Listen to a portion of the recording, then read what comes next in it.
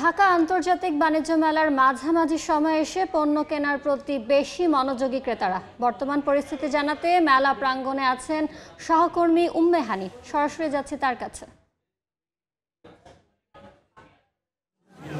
আজ ঢাকা আন্তর্জাতিক বাণিজ্য মেলার 18তম দিন এবং আজকে গতকাল ছিল শুক্রবার এবং আজকে কিন্তু শনিবার এবং গতকালকের যে ছুটির দিনের যে রেস সেটি কিন্তু আজকে বাণিজ্য মেলায় আমি দেখতে পাচ্ছি এবং প্রতিবার দেখা যায় যে সকালবেলা তেমন একটা ভিড় না থাকলেও আজকে কিন্তু তার কিছুটা পরিবর্তন আমরা দেখতে পাচ্ছি। আজকে কিন্তু সকাল থেকেই বেশ একটা ভিড় দেখা যাচ্ছে বাণিজ্য মেলায়। এখন ঘড়ির কাঁটায় ঠিক 11:30। বলা যায় যে কয়েক সপ্তাহের সাথে যদি আমি তুলনা করি তাহলে বলা যায় যে বাণিজ্য মেলার এই মাঝামাঝি সময়ে এসে আসলে দিনের শুরুর এই অংশটিতেও কিন্তু ক্রেতা দর্শনীতে মেলায় আসতে শুরু করেছেন। আমরা বিগত দিনগুলোর থেকে বলতেই পারি যে সকাল থেকে আসলে মেলা প্রাঙ্গণে মানুষের যে আনাগোনা সেটা আসলে ধীরে ধীরে বাড়ছে খুব বেশি।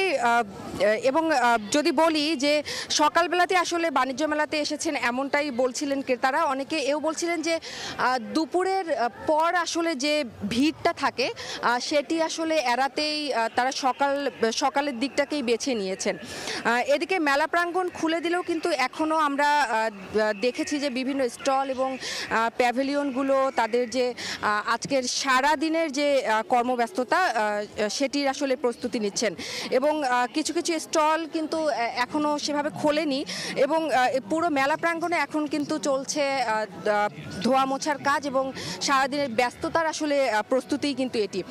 একটু বলে রাখি, এবারের মেলায় কিন্তু রয়েছে বিভিন্ন ক্যাটাগরির প্রায় 362টি প্যাভিলিয়ন ও স্টল, যার মধ্যে 351টি বেশি রয়েছে দেশীয় প্রতিষ্ঠান এবং প্রায় 11টি রয়েছে ভারত, মালয়েশিয়া এবং ইন্দোনেশিয়া সহ আরও বেশ কয়েকটি দেশের স্টল।